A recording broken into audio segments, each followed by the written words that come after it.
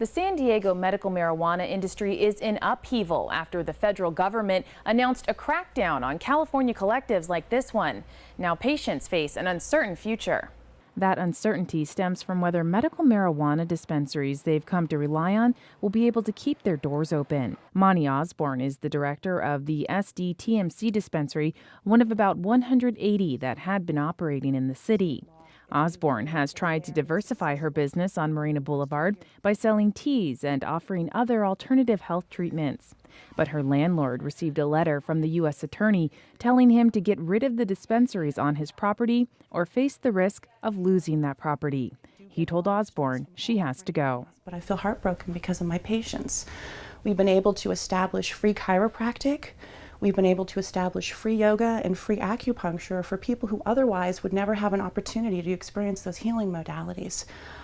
So I'm very saddened and confused by the nature of the federal involvement. Osborne says she only got into the medical marijuana business after President Barack Obama said he wouldn't use federal resources to go after the industry. Under California law, patients and caregivers who collectively cultivate marijuana for medical use won't be subject to arrest.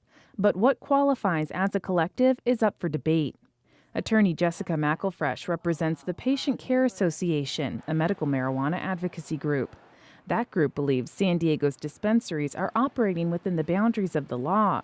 McElfresh says the group is trying to reach out to lawmakers to get the feds to ease up, and she says they're reaching out to landlords, too. Many of the landlords have been willing to listen and to reach out and to try and get the policy changed back, and for the moment, that's the posture we're in. We believe that we're going to be able to turn this back with a significant public outcry, and you can't reach through the mail and pull the letter back out, but basically get the policy changed. But the medical marijuana industry may be in for a tough fight. Laura Duffy is the U.S. Attorney for California's Southern District.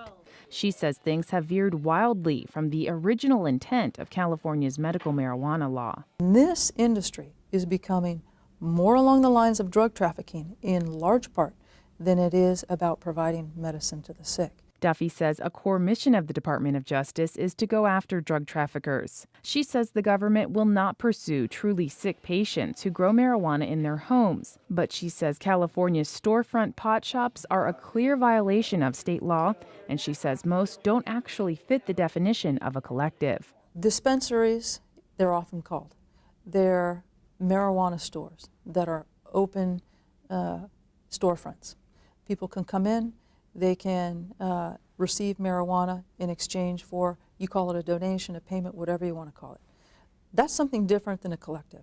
And those marijuana stores are not authorized under state law. Duffy says her office will continue to send out letters like this one to dispensaries that she believes violate state law. But Alex Kreit says we've seen this kind of federal action before, and it was largely unsuccessful. He's a professor at Thomas Jefferson Law School and the former chair of San Diego's Medical Marijuana Task Force. Under the Bush administration, they vigorously tried to go after medical marijuana dispensaries in California. Their position was federal law says this is illegal for any purpose. They were raiding people, prosecuting people all over the state. And by the time Bush left office, there were, it appears, between 500 and 1,000 dispensaries openly operating in California. Many, many more than when Bush came into office. Kreit says he doesn't believe this latest crackdown will have much impact either. But that may be little comfort to Monte Osborne.